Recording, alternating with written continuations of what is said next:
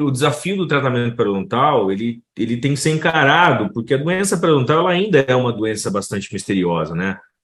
Então, eu comecei a fazer uma série de questionamentos em relação a isso, porque se a gente parar para pensar, hoje ainda nós tratamos a doença periodontal exatamente da mesma forma que se trata há 40 anos atrás, né? E eu não aceitei muito bem isso, porque eu fui periodontista raiz de tratar bocas doentes, e a gente percebia que não tinha resultados consistentes que duravam por muito tempo, né? Era muito comum a gente observar pacientes com doença periodontal e você ali se dedica, né? Raspa aquele paciente, faz todo aquele protocolo de higienização, né? Ensina o cara a escovar, e aí parte para o tratamento propriamente dito, né? Você raspa, raspa, raspa, raspa aquela boca, aquela bolsa, aquilo regride, depois volta, não sei o quê. E aí depois de um tempo o paciente acabava vindo com um dente na mão, né?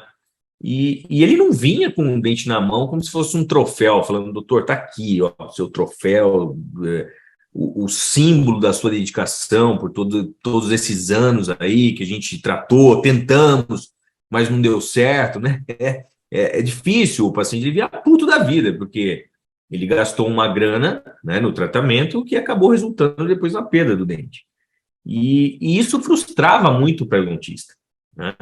Tanto é que a gente acabava colocando a culpa no próprio paciente. O paciente não ajudou no tratamento. Não, não é isso. É que realmente é muito difícil de tratar, porque é uma área que nós dependemos é, tanto da boa vontade do paciente em encarar esse trabalho junto e tudo mais, mas é uma área que depende muito do processo biológico do paciente. Isso a gente não tem controle, né? Então é muito complicado. E se a gente para analisar o cenário que a gente está hoje dentro da odontologia, é um cenário que eu não sei se felizmente ou infelizmente, eu ainda não entendi muito bem, mas a estética ela é protagonista hoje no tratamento odontológico, né? O paciente ele vem para o nosso consultório em busca de um resultado bonito. E se a gente parar para analisar o conceito todo do tratamento periodontal convencional, do tratamento anti-infeccioso, ele é um tratamento que vai contra todos os princípios da estética, né? O paciente ele sai sequelado depois de um tratamento. Isso é muito comum, a gente sempre observou isso, né? Bolsas profundas que a gente raspava, a boca ficava saudável, mas o paciente vinha cheio de recessão gengival, perda de papila, né? Um monte de sequela ali que muitas vezes acabava frustrando o paciente. E era comum eu ouvir isso dos meus pacientes. Eles falavam, pô, doutor, estava mais bonito antes de tratar. E é verdade, realmente, esteticamente, poderia até estar, né? Porque o tecido estava lá, é demasiado, inchado, aquilo lá, não tinha recessão, não tinha furca aparecendo, um monte de outras coisas. E aquilo acabava frustrando muito o periodontista, né? Porque a gente não percebia resultados consistentes em longo prazo. E da mesma forma que a implantodontia mudou o paradigma das extrações dentárias, né? Hoje, por exemplo, é inaceitável você remover um incisivo central e não colocar nada dentro de um alvéolo. Eu achava, eu achava inaceitável também eu fazer um tratamento que é, do ponto de vista biológico, bastante agressivo e não colocar nada ali naquela bolsa, né? Naquele defeito. Porque nós temos hoje uma gama de biomateriais disponíveis aí no mercado que são fantásticos, né?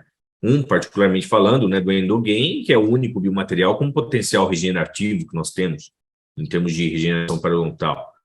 Então, eu comecei a questionar algumas coisas e resolvi mudar esse protocolo, trazendo esse conceito dos biomateriais para dentro da terapia.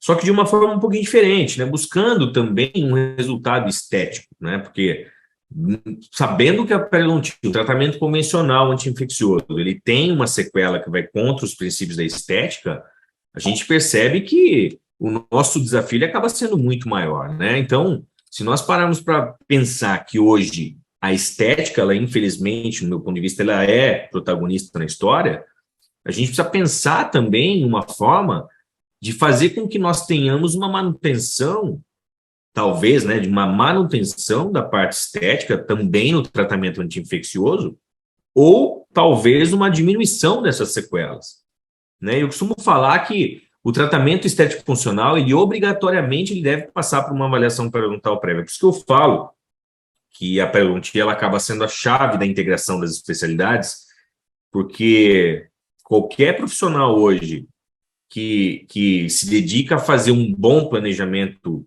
estético funcional de qualquer natureza, ele obrigatoriamente precisa fazer uma avaliação periodontal antes de tudo, né?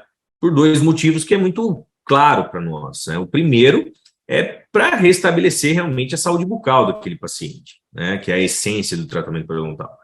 E o segundo motivo é avaliar a possibilidade de equalizar a margem gengival através das cirurgias plásticas periodontais, que não é o foco da nossa discussão hoje, mas que está relacionado também com essa análise prévia, né?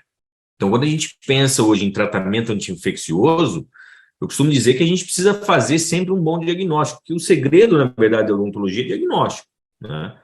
E para fazer um bom diagnóstico, a gente depende exclusivamente de conhecimento, né? Então, a gente precisa conhecer as bases biológicas periodontais para que a gente entenda, por exemplo, o comportamento de uma papila, o comportamento de uma bolsa periodontal, a partir do momento que você toma a decisão de abordar aquela bolsa, né? Levar em consideração, claro, os princípios da estética para saber qual é o nosso objetivo, né, final, qual é o objetivo do paciente, qual é a expectativa do paciente.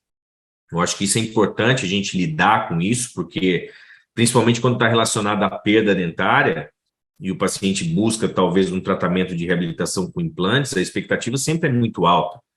E muitas vezes, a partir do momento que a gente sabe onde a gente quer chegar, a gente precisa analisar talvez um conceito que a gente não tem controle nenhum, que é a limitação biológica do cara, né? Para saber se onde eu quero, se é possível de se chegar, né? E talvez aqui seja o ponto mais difícil da nossa profissão, porque gerenciar o comportamento biológico de cada indivíduo é muito complicado e nós não temos controle nenhum sobre isso, né?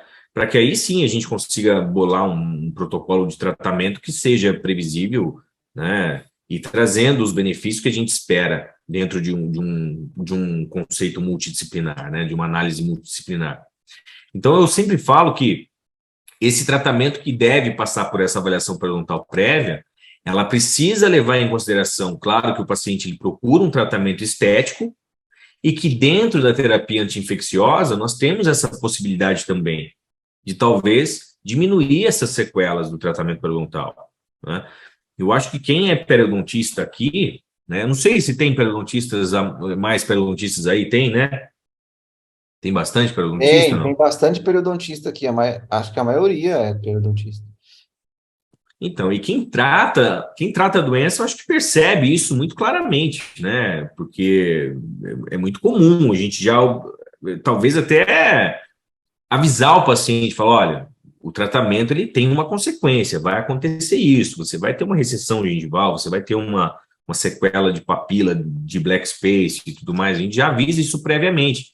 E isso tudo, a gente já sabe, já avisa o paciente, porque a gente está cansado de avaliar o que a literatura tem a falar sobre regeneração periodontal, e até hoje a gente não tem uma resposta clara de como regenerar tecido periodontal perdido, né? Não existe uma fórmula hoje para que a gente consiga regenerar osso, ligamento e cemento radicular. Isso ainda é um mistério para nós. É muito complicado. E se a gente avaliar que a regeneração periodontal ela vem da recomposição de não só um tecido, mas de três que eles dependem um dos outros, né? A gente vê o tamanho da complexidade que é fazer realmente um tratamento que me traga, por exemplo, o resultado que eu espero de regenerar isso de uma forma completa.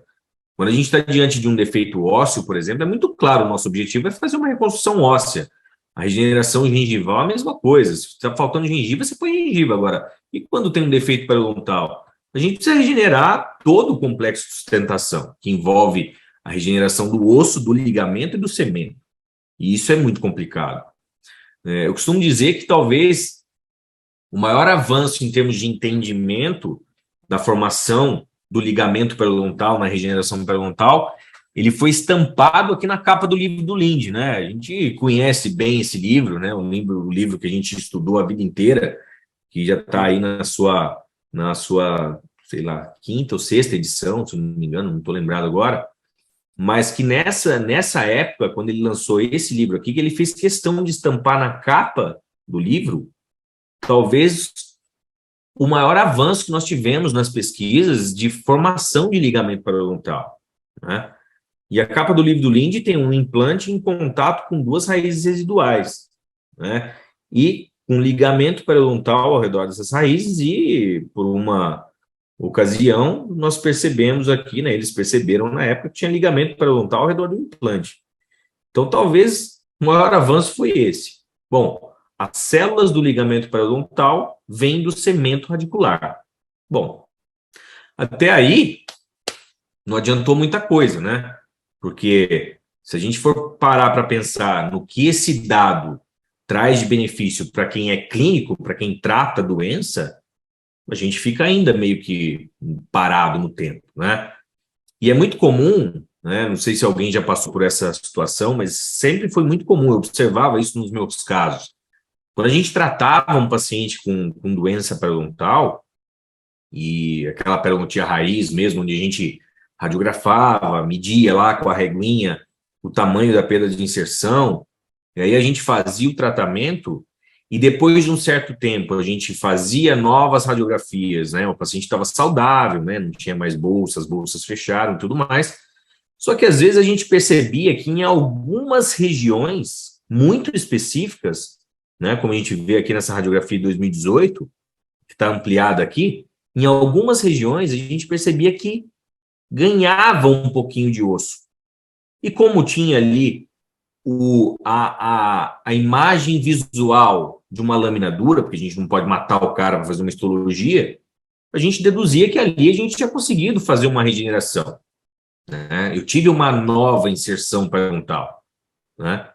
Só que por que aconteceu isso nessa região em específico e não, por exemplo, na mesial desse mesmo dente? Pô, que a gente tratou exatamente da mesma forma, a gente fez todo o protocolo, bastante cuidadoso, né? Tratou, às vezes, a boca inteira do paciente. Em algumas áreas muito específicas, a gente percebe que aconteceu esse crescimento ósseo, esse ganho de inserção.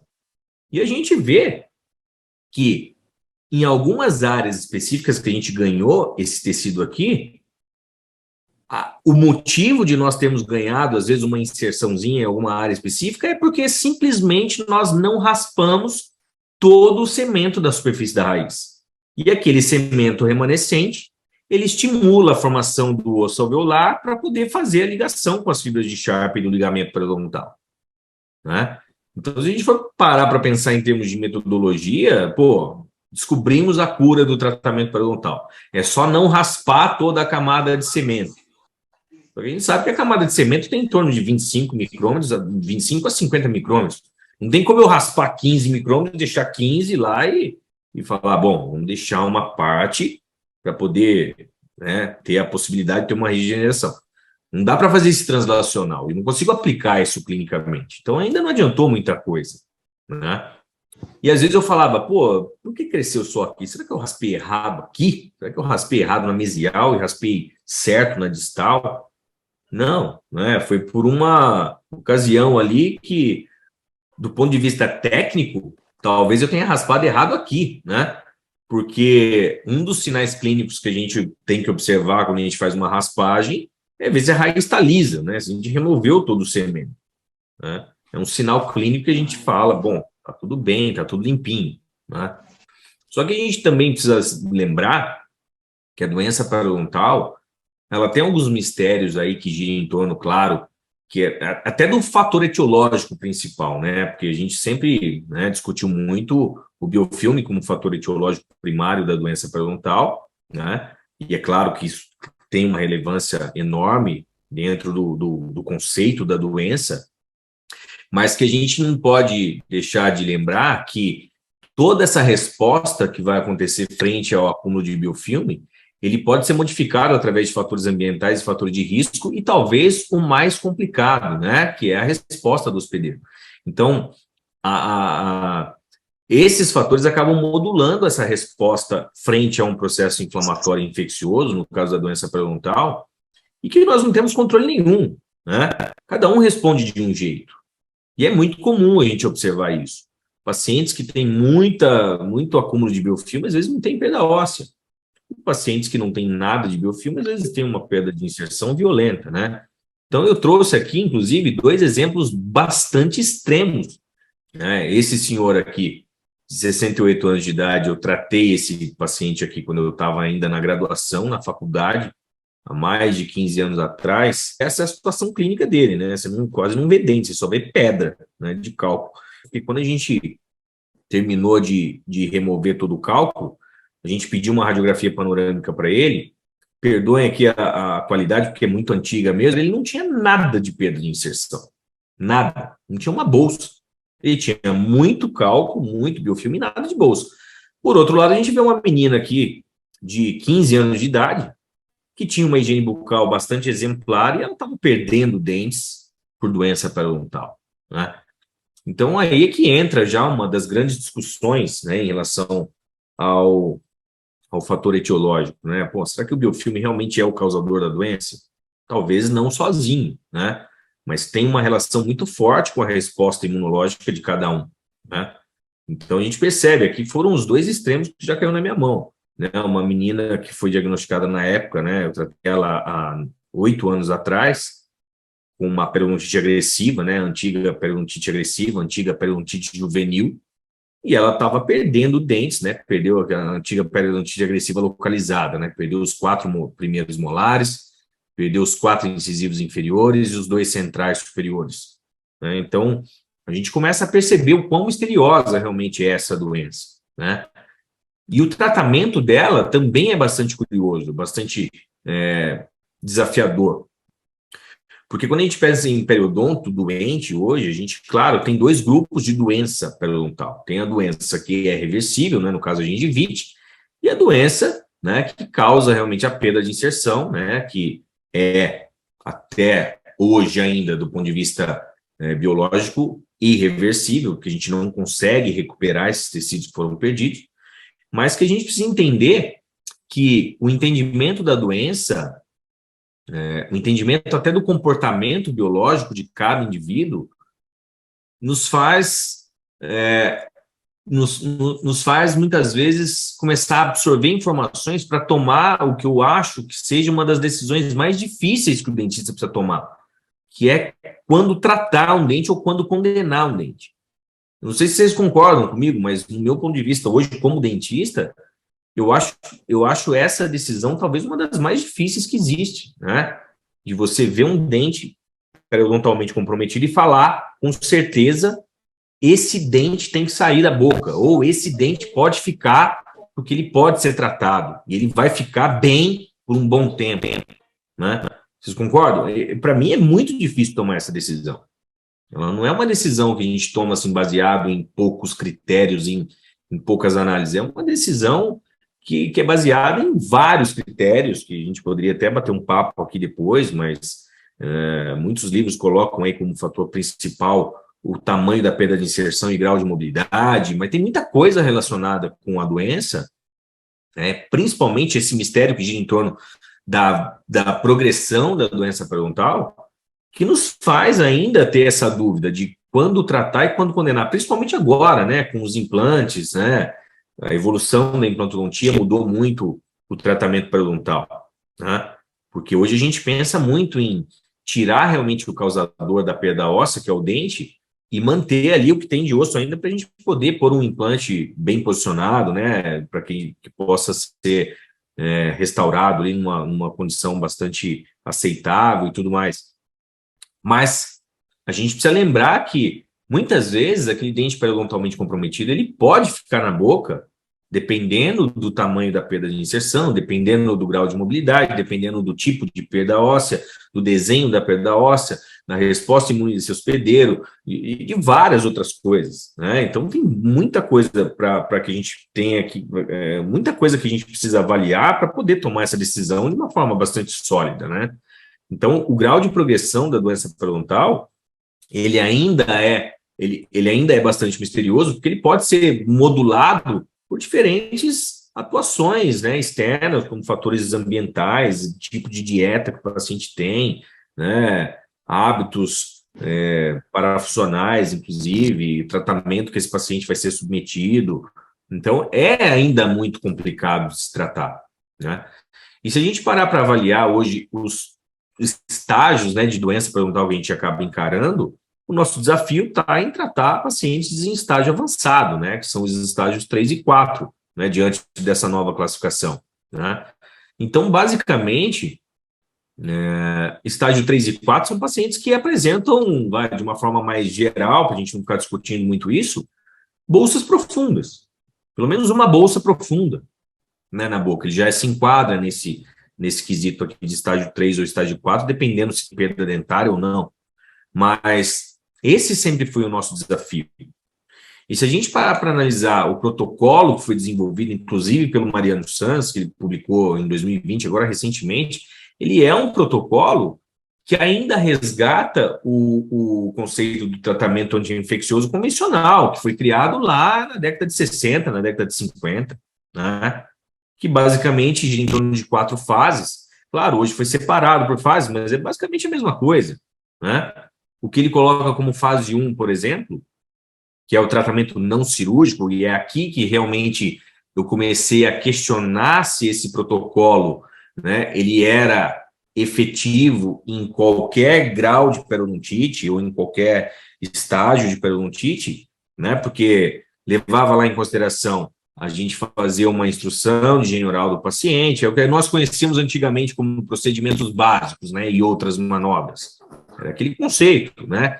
Instrução de higiene oral, envolvia lá a raspagem supragengival, a extração de dentes já diagnosticados como dentes perdidos, a raspagem subgengival sob anestesia, independente do grau, independente do estágio que esse paciente se encontra, né? É esse protocolo que se segue, né? A associação de um antibiótico sistêmico, se necessário, no caso do periodontite estágio 3 e 4, bochecha com clorexidina também, né? Para que depois dessa fase ativa, né, do tratamento não cirúrgico, a gente reavalie esse paciente para poder lançar mão, talvez, de uma manobra cirúrgica, né? E é aqui que eu não concordava muito com esse protocolo. Porque a partir do momento que a gente aplicava essa fase 1, o tratamento não cirúrgico, a gente já sequelava o paciente. E quando a gente reavaliava esse paciente aqui depois de 3 meses, ele já estava com a sequela, que era uma sequela que nós conhecemos como uma sequela natural do tratamento, né? Então, eu avaliava a possibilidade de fazer uma cirurgia em campo aberto ou uma cirurgia regenerativa se o paciente tinha sítio residual, né?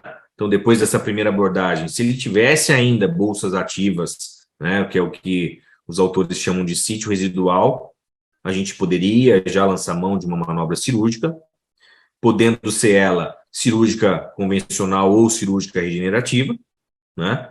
E aí sim a gente reavaliava novamente essa fase para ele ir para a fase corretiva, né? De fazer uma manobra ortodôntica, de colocar a dente que perdeu com implante, reabilitação protética e tudo mais, e ele entra na fase de manutenção. Só que o problema desse protocolo, no meu ponto de vista, e eu sempre gostei muito de discutir isso com o periodontista, porque eles entendem bem o que eu estou dizendo. Bom, será que depois que eu sequelar esse paciente, eu tenho previsibilidade de tratar as sequelas? Esse era o primeiro ponto, né?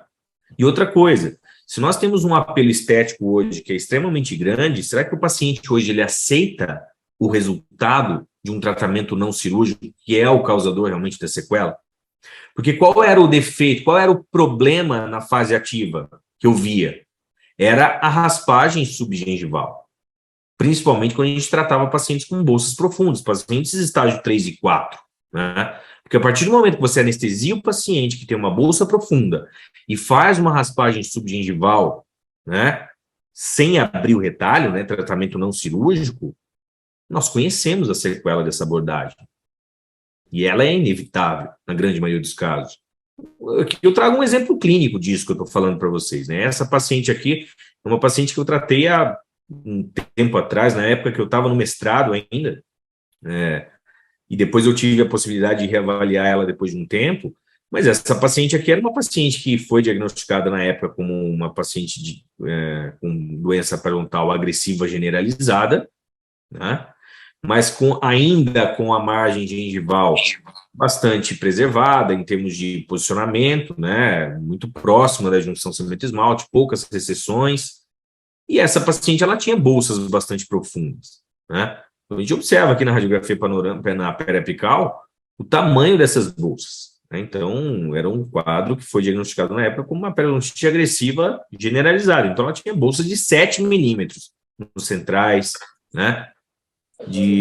Cadê? 8 milímetros na região de molares, né? Então, quando a gente aplicou esse protocolo na boca dessa paciente, que foi o tratamento convencional, aplicando aqui a fase 1 da terapia anti-infecciosa, né? Fizemos a instrução de higiene oral, a raspagem supragengival, a raspagem subgengival, medicamos essa paciente com associação metro e amoxi, que é um protocolo hoje que está bem sólido na literatura e indicado para pacientes com doença estágio 3 e 4. E quando a gente reavalia esse paciente que foi tratado dessa forma, depois de 3 meses, essa é a situação inicial, e depois de 3 meses, esse é o resultado, né? Se a gente parar para analisar do ponto de vista de tratamento periodontal, esse que vocês estão vendo na tela é o resultado de um tratamento periodontal bem sucedido. Vocês concordam comigo? É isso, né? Devolvemos a saúde bucal para essa paciente. Só que a que custo, né? Qual é a consequência desse tratamento? E esse é um dos casos que eu ouvi da paciente. Falou, pô, doutor, estava mais bonito antes. E realmente estava mais bonito, né? E a paciente se queixa hoje. Doutor, pô, eu não consigo mais tomar um copo de água gelada. Eu agora tenho black spaces, né? Que talvez, no meu ponto de vista, seja a pior sequela em termos de colapso tecidual, né?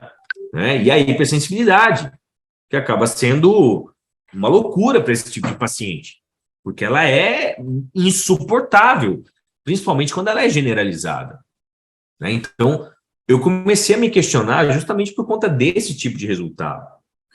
E a gente tem que se perguntar se hoje, no momento que a gente está da odontologia, né, com esse apelo estético todo, se o paciente ele aceita esse tipo de resultado. E muitas vezes ele não aceita, né? E aí a grande dúvida era, bom, a sequela está feita, né? Já está aqui instalada. Será que agora é previsível eu recobrir essas recessões? Será que é possível eu ganhar de novo essas papilas? E a gente sabe que é quase impossível, né? São casos de recessões classe 3 de Miller, classe 4 em algumas situações, né? Black space do tipo 2, tipo 3, por exemplo, que não tem muita coisa o que se fazia aqui. A sequela está instalada, né? E aí eu comecei realmente a ver que a gente poderia levar em consideração também o aspecto estético, né, através desses questionamentos que eu começava a me fazer nessa época, né, isso há 10 anos atrás. E uma dessas questões era, será que esse protocolo do tratamento convencional, que hoje, né, ele está publicado aí com o artigo do Mariano, ele é eficaz para todos os graus de periodontite? Pô, se a doença periodontal ela é tão heterogênea assim, ela é tão variável, será que eu posso aplicar um protocolo para todo mundo, né? A segunda coisa que eu comecei a me questionar bastante, será que é possível descontaminar uma bolsa profunda sem abrir retalho? Ah, tudo bem, talvez periodontistas aí com uma habilidade manual melhor do que eu, pode ser que consiga, mas a gente precisa entender que o dente ele não é um cone certinho ali, e que a cureta, as mini fives, que são as menorzinhas, elas têm uma ponta ativa de pelo menos 2,5 milímetros, né? Agora, será que eu consigo ter certeza que eu entrei dentro de uma bolsa de 7 milímetros e consegui descontaminar isso totalmente, tanto com o meu retalho todo fechado? Não dá para a gente ter certeza. O que é bolsa residual? De onde vem? Né? E aí eu comecei a me perguntar isso, e conversando, inclusive, com os autores dos artigos que levavam essa discussão adiante, e que eu percebi que bolsa residual nada mais era do que uma bolsa profunda que não tinha sido descontaminada totalmente, por conta realmente da dificuldade que é descontaminar uma bolsa profunda sem abrir, sem estar olhando ali o que a gente está fazendo, né? Outra coisa, será que é possível eu diminuir ou evitar essas sequelas da terapia convencional, né? Lançar mão de alguma manobra que me permita diminuir ou evitar essa sequela? E se eu tiver sequelas, será que elas são previsíveis de serem tratadas? É o que eu comentei, né? será que agora eu consigo recobrir uma recessão classe 3 de Miller, ou classe 4, talvez, de Miller, né? Um RT2, um RT3 de Cairo?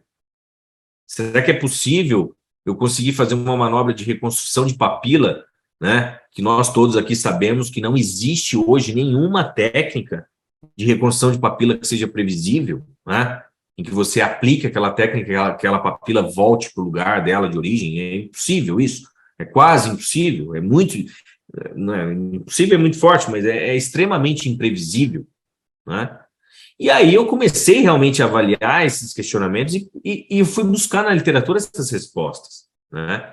E a grande pergunta que eu me fazia era, será que eu conseguia incluir a fase da terapia regenerativa na fase 1 da terapia anti-infecciosa? E esse era o ponto que eu queria chegar na época, né? Bom, se eu tinha uma dificuldade grande de aceitar que o problema da fase 1 da terapia anti-infecciosa era a raspagem subgengival, porque ela causava sequela do tratamento numa abordagem não cirúrgica, será que eu consigo já fazer uma terapia regenerativa na fase inicial? Será que isso é possível? E foi a partir daí que eu comecei, né? Foi a partir daí que eu comecei a avaliar protocolos e buscar essas respostas na literatura. E hoje nós temos uma porção de artigos que avaliam o risco de você continuar com sítios residuais, né? E nós temos um monte de trabalho, e esse daqui talvez seja o mais interessante, que fala muito sobre bolsa residual, com acompanhamento de 11 anos, avaliando que o resultado de uma bolsa residual ela está relacionada com sítios profundos, né? Com bolsas profundas. E a gente observa lá as conclusões dos trabalhos que falam sobre bolsa residual, é que quando nós temos bolsas profundas, né, associadas a sangramento da sondagem, significa que nós temos ainda uma bolsa ativa que não foi descontaminada totalmente e que isso leva a um risco de progressão da doença e um risco maior de perda do dente. Então, bolsa residual ou sítio residual nada mais é do que um sítio inicialmente profundo que não foi descontaminado totalmente com uma terapia anti-infecciosa não cirúrgica. E eu comecei a ver isso em vários artigos, né? E aí a gente pega hoje um resumo, então, da terapia anti-infecciosa, o que nós temos de possibilidade de tratamento da doença periodontal, né? Então, é a terapia não cirúrgica, a terapia cirúrgica e a terapia regenerativa. Essas são as abordagens em termos de eliminação de bolsa periodontal, né? Se na minha terapia não cirúrgica eu tenho todo esse protocolo aqui, né? Eu preciso avaliar quais são os problemas desse protocolo, quais são os benefícios desse protocolo, quais são os problemas da terapia cirúrgica e os benefícios dela, e quais são os problemas e os benefícios da terapia regenerativa. Agora aqui já começo a entrar numa polêmica também com vocês, eu não sei se vocês concordam comigo, mas para mim, a terapia cirúrgica ela tem que ser extinta do protocolo de terapia anti-infecciosa. A gente não pode mais pensar em aplicar isso aqui na boca de nenhum paciente. Porque nós temos um monte já de literatura mostrando, inclusive várias revisões sistemáticas, mostrando que quando você abre uma bolsa periodontal, raspa e fecha, você tem muito mais recessão gengival, você tem muito mais perda de nível clínico de inserção, você tem muito mais hipersensibilidade, muito mais black space. E aqui eu volto a falar do caso do incisivo central, que está perdido. Para mim é inaceitável hoje a gente tirar o incisivo central e não colocar nada dentro daquele alvéolo. Da mesma forma que para mim eu não aceito mais você abrir o retalho de uma bolsa periodontal ou de várias bolsas adjacentes, raspar e fechar, sem colocar nada. Não sei se vocês concordam comigo. Pô, nós temos uma porção de biomateriais aí disponíveis no mercado que vão melhorar o nosso quadro clínico depois. Então, para mim, a terapia cirúrgica tem que ser extinta do tratamento da terapia anti-infecciosa, das possibilidades de tratamento periodontal. Porque a gente já sabe o que isso causa, né? Nós não vemos hoje benefício nenhum em se aplicar isso aqui, né? Abrir, raspar e fechar. Se abriu e raspou, coloca alguma coisa dentro daquela bolsa. Vocês concordam comigo? Então, para mim, eu acho que tem que ser eliminado dentro do protocolo. E aí, agora a gente tem como discutir quais são os prós e os contras da terapia não cirúrgica e os prós e os contras da terapia regenerativa. Se na terapia regenerativa eu tenho a possibilidade de associar biomateriais, tanto com potencial regenerativo e cicatricial, né, associado a fatores de crescimento, moduladores biológicos, que me permite descontaminar uma bolsa e colocar alguma coisa ali que me dê a possibilidade de fazer uma regeneração periodontal, no caso, por exemplo, do endogain, por que não fazer? Bom, mas a grande questão era, será que eu consigo aplicar a terapia regenerativa na fase 1? Aí depende muito do caso, né? E se a gente avaliar toda a literatura que fala sobre essa discussão, né? Por exemplo, esse artigo aqui, esse primeiro artigo aqui, deixa eu lembrar aqui dos dados dele. A gente percebe aqui nas conclusões, ó, é encontrada uma redução bastante significativa de bolsas periodontais com profundidade de menos de 5 milímetros. Então, os resultados eles sugerem que a terapia não cirúrgica ela é eficaz no tratamento da periodonte crônica moderada. Bom, então, a fase 1 ela já tem alguns benefícios quando eu trato bolsas rasas, né, de menos de 5 milímetros. Então, a gente vai eliminar o protocolo da terapia não cirúrgica? Não, não é que a gente vai eliminar. A gente precisa avaliar quais são os níveis de doença em que essa terapia não cirúrgica ela se enquadra melhor, né? E quando eu falo de tratamento de bolsa rasa, né, a gente precisa lembrar que bolsa rasa é uma bolsa que dificilmente a gente causa alguma sequela, né, no tratamento convencional, né? Redução estatisticamente significativa de bolsas periodontais com profundidade de menos de 5 milímetros. Né? Outro artigo aqui do Serino, que esse aqui é fantástico, né? Que avaliou se a terapia não cirúrgica ela tinha efetividade em pacientes com profundidade de sondagem de mais de 5 milímetros, e ele observou que não, que a terapia não cirúrgica em profundidade de sondagem de mais de 5 milímetros resulta em maior recessão gengival. Né? Então, no tratamento de grupo não cirúrgico, obteve maior porcentagem de bolsa residual. Então, quando a gente está falando agora de bolsa profunda, se eu fizer somente o tratamento não cirúrgico, eu vou ter uma maior porcentagem de bolsa residual. Né? E o tratamento que recebeu o tratamento cirúrgico teve melhor performance em fechamento de bolsa. Só que nós temos que avaliar também qual é a consequência do tratamento cirúrgico convencional. Em relação à perda de dentes, o grupo de tratamento não cirúrgico relatou um valor maior do que o grupo de tratamento cirúrgico ao longo do estudo. Um trabalho com um estudo bastante longitudinal, bastante grande aqui em termos de acompanhamento. Perda dentária durante o tratamento periodontal, né? A gente avaliou lá também, ó, alterações morfológicas e a alteração principal é profundidade de bolsa, né? Ou relacionadas à resposta do hospedeiro, só que aqui a gente não pode levar em consideração, porque aqui nós não temos controle. Né? Então, se a gente levar em consideração que a alteração morfológica principal, que é a profundidade da bolsa, na terapia não cirúrgica, ela dificulta a eliminação de bolsas por completo, resultando em bolsa residual. Então, era isso. A literatura mais antiga, ela me trouxe essas respostas. Pô, o que causa bolsa residual? Está muito claro isso para mim hoje, né? Que são bolsas profundas que não conseguem ser descontaminadas totalmente. A presença de uma bolsa residual, ela é um risco de progressão da doença, comprometendo a sobrevivência dos dentes e levando à perda dentária. Este último artigo aqui, ele fez uma meta-análise comparando 4 modalidades de tratamento. Terapia não cirúrgica, terapia cirúrgica, terapia ressectiva e terapia regenerativa. Né?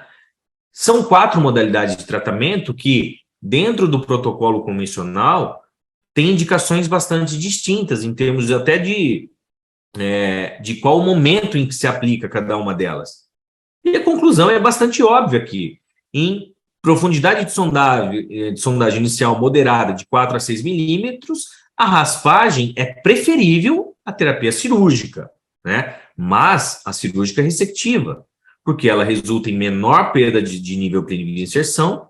Porém, em bolsas de mais de 4 milímetros, a raspagem apresentou maior índice de bolsa residual. Está muito claro também. Se a profundidade de sondagem é maior do que 7 milímetros, no caso aqui, que a gente considera de bolsa crítica, né? Tiver presente indicada para terapia cirúrgica, aqui o que eles chamam de cirurgia ressectiva é aquela cirurgia óssea, que ele abre, o autor abre para raspar, eles chamam de cirurgia óssea. Resultam em maior redução de profundidade que somente a raspagem, né? Então, claro, terapia cirúrgica ela acaba trazendo melhor performance em termos de fechamento de bolsa, só que tem sequela, né? Em bolsas médias e profundas, a cirurgia regenerativa mostrou maior ganho de nível clínico de inserção, menor profundidade de sondagem e menos recessão gengival do que a terapia convencional, do que a terapia cirúrgica ressectiva e do que a cirurgia, né, aberta convencional. Então fica muito claro isso hoje, né? Esse artigo aqui do Cortellini, que talvez seja um que tenha o maior follow-up de 20 anos, mostrou que terapia regenerativa, você associar ali os biomateriais em bolsas profundas, ela proporciona melhores resultados em longo prazo, né, do que a terapia cirúrgica convencional. Então, agora aqui comparando aquilo que eu falei, por que a terapia cirúrgica ela tem que ser eliminada do protocolo? Porque quando comparam terapia cirúrgica com terapia regenerativa, a gente observa um benefício muito maior em termos de manutenção de dente, menor progressão da doença, menor gasto com reintervenção, clinicamente são mais estáveis em um acompanhamento de 20 anos. Né? Bolsas profundas e persistentes associadas a defeitos infraósseos envolve alto risco de recorrência e progressão de doença ao longo do tempo. Então, para mim, eu não precisava ter uma evidência científica que me justificasse mudar de protocolo. Bom, André, você está propondo um protocolo diferente, mas cadê a evidência disso? Talvez a gente não precise dessa evidência no momento. É claro que essa evidência, eu falo para vocês, ela não existe ainda. Mas todas as evidências que mostram os defeitos, os prós e os contras das terapias já conhecidas, elas já me sugerem que eu preciso mudar a minha abordagem, porque elas mostram muitas dificuldades.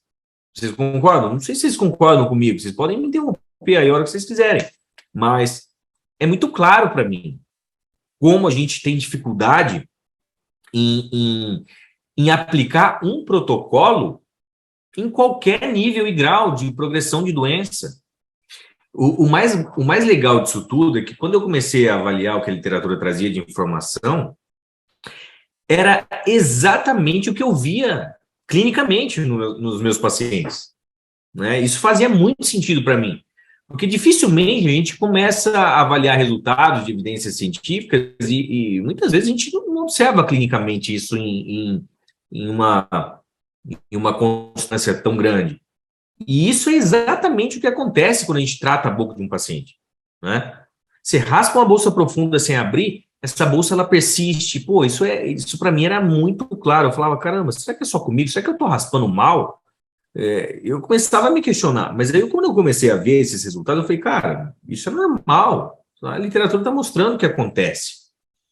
Agora, o que eu achava que a gente não poderia fazer é ver esses problemas e não mudar, sabe? Não fazer nada.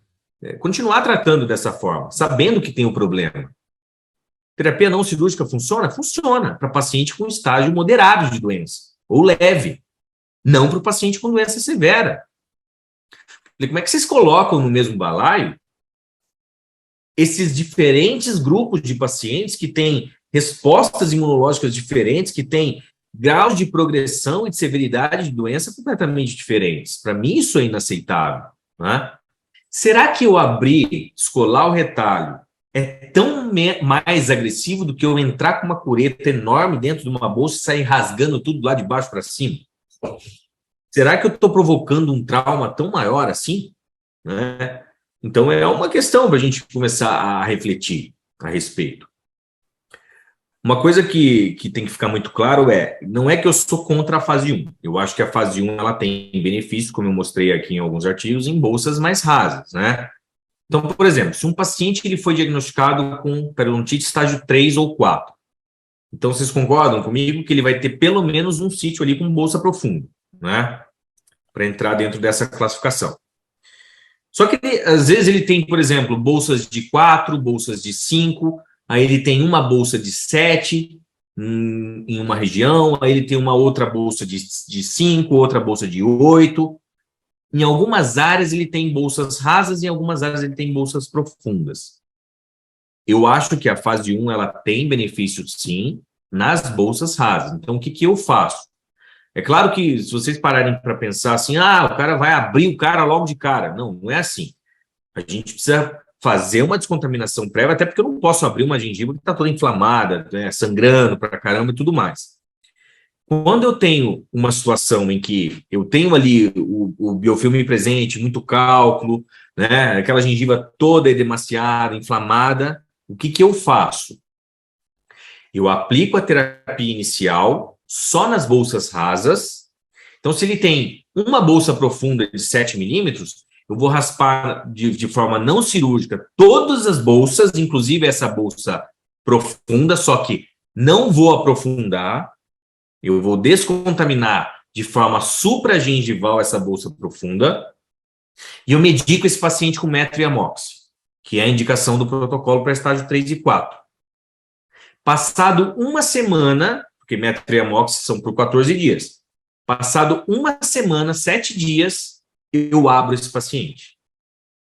Então é assim, depois de uma semana com metro e amox, a gengiva está completamente diferente. A impressão que a gente tem é que a gente realmente devolveu a saúde para o paciente. É como se a gente tivesse feito a raspagem subgengival. Só que aquela bolsa ainda está ativa. Mas quando a gente avalia a margem gengival, está muito mais saudável, a margem gengival já se acomodou melhor. Eu não tive essa sequela porque eu não entrei naquela bolsa profunda, porque na bolsa profunda, nas áreas de bolsas profundas, eu só fiz uma descontaminação supragengival, mas nas bolsas de menos de 5 milímetros eu raspei todas de forma não cirúrgica, porque a gente viu na literatura que tem benefícios para bolsas rasas. E nessa bolsa profunda eu vou abordar ela depois de uma semana, aí eu entro com a cirurgia regenerativa e o paciente continua por mais uma semana com o protocolo de metro e amox para completar os 14 dias. Tá? Agora, isso nesse tipo de situação. Agora, quando o paciente já vem para mim sem muita inflamação marginal, né? E a gente vê que tem bolsas profundas, eu vou direto para a cirurgia. E metro e amox por 14 dias no pós-operatório. Tá? Então, tem esses dois tipos de cenário. Um primeiro cenário em que o paciente está com a bolsa, com a boca toda inflamada, né? Com cálculo supragengival, subgengival, algumas bolsas profundas, então a minha abordagem ela é não cirúrgica num primeiro momento, mas eu não abordo a bolsa profunda ou as bolsas profundas se tiverem mais de uma. Né? Eu coloquei aqui os cenários das possibilidades de cicatrização que nós temos diante de uma bolsa periodontal, onde a situação mais convencional que a gente acaba nos deparando no tratamento não cirúrgico ou cirúrgico convencional é realmente a migração epitelial para o fundo da bolsa, fechando aquela bolsa através de uma migração epitelial, né? Formando aquele epitélio juncional longo. E qual é o problema do epitélio juncional longo? O problema do epitélio juncional longo, do vedamento da bolsa para o epitélio juncional longo, é que o epitélio juncional ele tem uma adesão muito frágil ao dente, né? Os endesmossomos eles não se aderem com tanta firmeza assim ao dente. Então, para essa bolsa abrir novamente é muito fácil. Basta um pequeno acúmulo de biofilme subgengival ali dentro do sulco, às vezes aquela bolsa já abre novamente. Se eu tenho a possibilidade de talvez não ter regeneração, mas melhorar o padrão cicatricial da minha bolsa, isso já é um grande benefício, concorda? Né? Porque para eu ter nova inserção periodontal, eu sei que eu tenho que atrair células do ligamento periodontal para formar aqui naquela superfície radicular que eu raspei, formar um novo segmento para que eu consiga realmente o estímulo do crescimento do osso alveolar e formação do ligamento. Mas isso é extremamente imprevisível. Apesar de que hoje, né, a proposta, não estou dizendo que é o que faz, mas a proposta do Endogain é exatamente essa, né? Então, é a diferença realmente de uma reparação para uma regeneração, onde na reparação eu tenho essa bolsa fechada, mas fechada por um epitélio que é extremamente frágil, né? Fechada por uma zona de vedamento biológico que é muito frágil, né? Porque se a gente parar para analisar hoje em termos de vedamento biológico, nós temos um vedamento biológico que é gradativo ao redor de um dente, né? A gente tem um sulco que ele não tem relação nenhuma de contato íntimo com o dente, ele é só encostado, né, de forma que a gente joga um arzinho ali, o sulco descola. Depois nós temos o epitélio juncional, que já não é mais encostado, ele é aderido, existe uma adesão. E uma terceira zona de vedamento, que não é nem encostado e nem aderido, ele é inserido no dente, né? Então, essas três barreiras que são biológicas, essas três zonas de barreiras biológicas formam um vedamento que é gradativo, ele vai aumentando à medida que a gente vai aprofundando dentro do sulco, justamente com a proposta de proteger o periodonto de sustentação. E se eu tenho um fechamento por reparação, no caso que é a migração epitelial, eu não tenho um vedamento muito estável aqui. Eu tenho um vedamento que é ocasionado por uma adesão, que qualquer estímulo microbiológico aqui dentro desse sulco, esse vedamento pode se abrir, se romper, né? E aquela bolsa pode abrir novamente, né? Então, é realmente a grande diferença de você conseguir devolver aquele cemento que foi perdido e ter lá um estímulo de crescimento ósseo e formação do ligamento, que é o que a gente busca. Mas o Squillian já tinha publicado isso, né, no Paleontology 2000. Será que regeneração realmente existe? Ou como a gente faz para comprovar a regeneração? Então, se a gente pega lá o workshop da Academia Americana de Periodontia, lá de 96 mesmo, quando eles publicaram que para você considerar um procedimento regenerativo, você tem que fazer uma histologia em humanos, demonstrando novo cemento, ligamento e osso coronal à base do defeito, né? Só que a gente sabe que metodologicamente falando e eticamente falando, a gente não pode fazer isso aqui, né? Eu não posso tratar o cara e matar o cara logo em seguida para fazer uma histologia para saber se eu tive uma regeneração periodontal ou não. Então, o que a gente usa hoje como parâmetro para, não para constatar a regeneração, mas para deduzir uma regeneração? Ensaio clínico, né? Mostrando sondagem periodontal, né, diminuída, sem sangramento, né? Exames radiográficos, mostrando ali aquela relação do que a gente chamava, né, de lâmina dura, aquele osso fasciculado, né, que a gente deduz que ali entre aquele osso fascicular e a superfície da raiz tem ligamento, porque histologia a gente não pode fazer. Então, a gente tem que avaliar em parâmetros clínicos, né? Sonda, ver se está fechada a bolsa e ver na radiografia se formou alguma coisa. Agora, o que formou a gente não vai saber, né? A gente não pode saber. E aí que entra esse conceito que eu queria mostrar para vocês, que hoje eu apelidei como terapia regenerativa precoce. Associar a terapia regenerativa na fase inicial do tratamento para que eu diminua a sequela relacionada ao colapso tecidual, hipersensibilidade dentinária e tenha realmente benefício biológico, benefício clínico. Se a gente for pensar no conceito biológico de sair de uma situação de desbiose para uma situação de rebiose ou de simbiose, em termos de diminuição de patógeno e aumento de benéfico, é claro que a terapia da fase 1 não cirúrgica, ela tem benefício.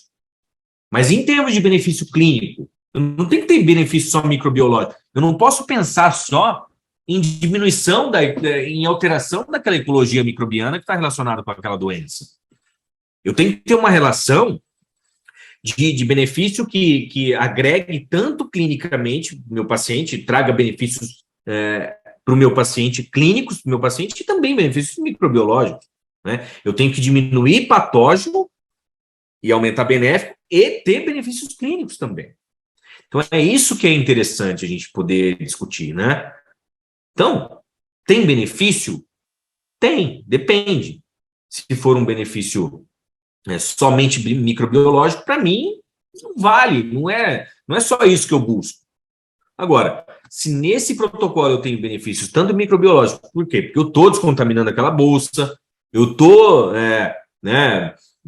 desorganizando aquele biofilme, eu estou alterando aquela microbiota e, ao mesmo tempo, eu estou trazendo benefícios clínicos de estabilidade tecidual, né?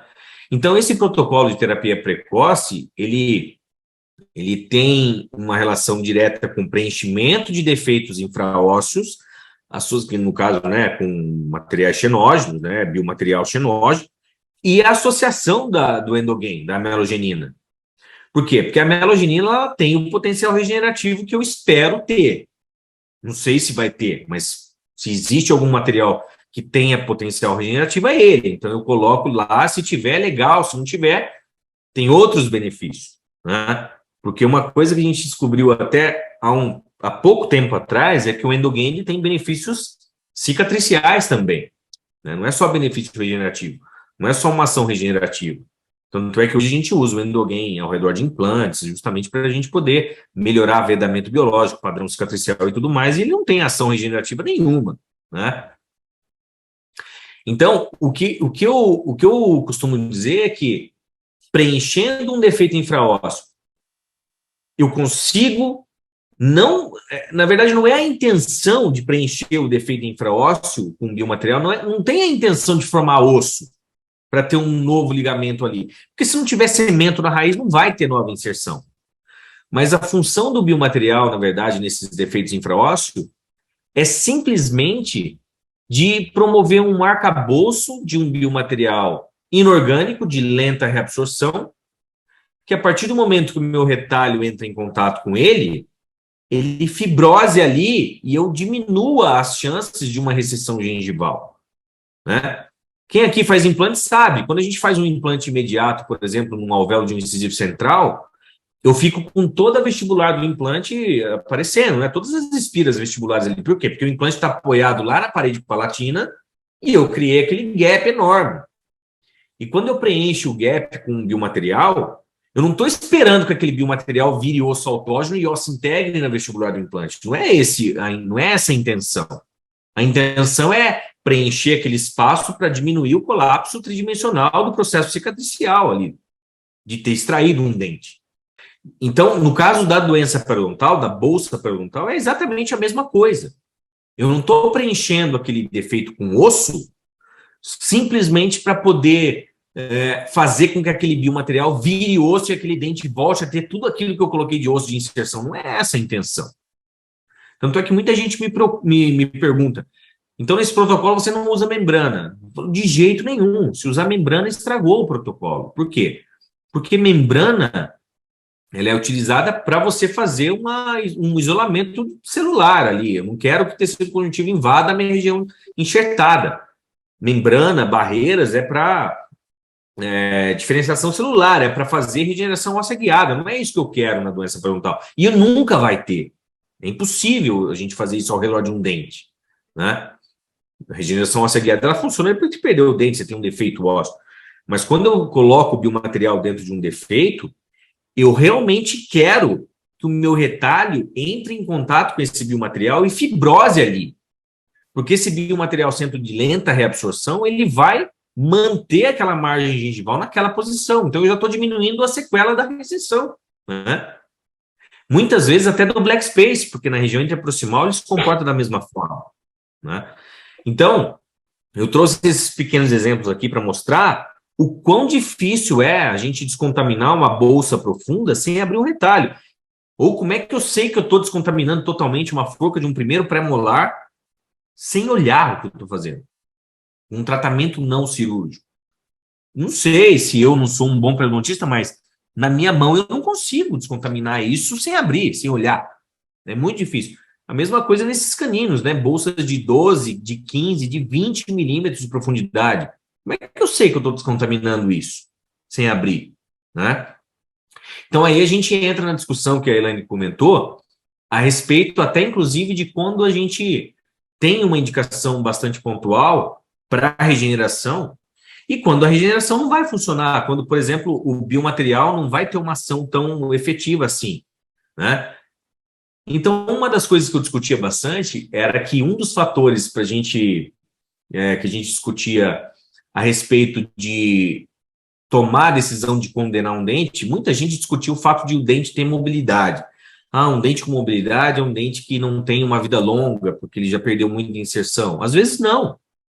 Às vezes o grau de mobilidade está relacionado com esse tipo de defeito ósseo aqui, ó, do tipo 3, né? Em que, basicamente, as cristas interproximais adjacentes estão mantidas e é como se o osso tivesse afastado desse dente e criado um defeito vertical.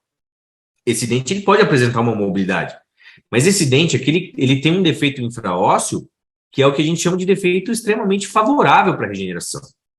É diferente de bolsas profundas adjacentes que estão resultando em uma bolsa, em uma perda óssea horizontal, por exemplo. Na perda óssea horizontal, eu já adianto aqui, não adianta nada a gente encher de osso até aqui em cima, que esse osso ele vai totalmente embora, ele vai tudo embora, não sobra nada. Agora, o que a gente faz nesse caso aqui? Perda óssea horizontal depende de qual é o tamanho da perda de inserção. Por exemplo, se eu tenho um defeito horizontal a nível de terço médio de raiz, eu já considero que esses dentes eles são passíveis de tratamento, de manutenção na boca.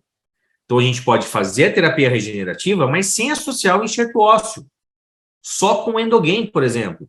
Por quê? Porque o endogain ele vai melhorar o padrão cicatricial dessa ferida. Além dele me dar a possibilidade, talvez, que é muito remota, claro, mas ele tem essa proposta, de formar um novo cemento, fazer um estímulo aqui de crescimento de osso alveolar e formar uma nova inserção, o que eu nunca vi acontecer em defeitos horizontais, já adianto aqui para vocês, isso eu nunca vi acontecer.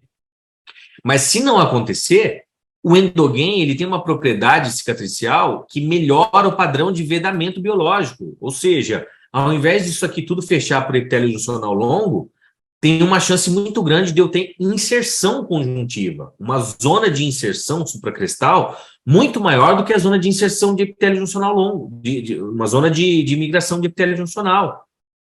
Então, eu estou tratando essa região, melhorando o padrão cicatricial de fechamento dessa bolsa. E isso, para mim, já é uma grande vantagem. Agora, é claro que a gente tem que avaliar qual é o tamanho da perda de inserção. Se essa perda óssea horizontal estiver lá no terço apical da raiz, com mobilidades grau 3 e tudo mais, aí realmente esses dentes eles não são passíveis de tratamento. São dentes que precisam sair antes que percam mais osso, que vai me dificultar mais ainda talvez minha reconstrução óssea, né, minha regeneração óssea guiada, ou minha reconstrução tridimensional, ou às vezes até o implante direto, aí depende muito do caso, né, mas eu considero dessa forma. Em defeitos horizontais, em perda óssea horizontal, dependendo do tamanho da inserção, e o que eu julgo um dente com perda óssea horizontal passível de tratamento? Perda óssea horizontal que não cause mobilidade dentária. Então, esse é um dente que fica para mim na boca, né? É diferente. Ah, então o grau de mobilidade é pontual para você. Não, às vezes esse dente aqui tem mais mobilidade do que esse. Pelo fato de ter um defeito infraósseo vertical mais profundo, porém, em um defeito extremamente favorável para a regeneração, né? Agora, eu falei para vocês, não existe evidência ainda, mas a evidência a gente está criando já há algum tempo, né?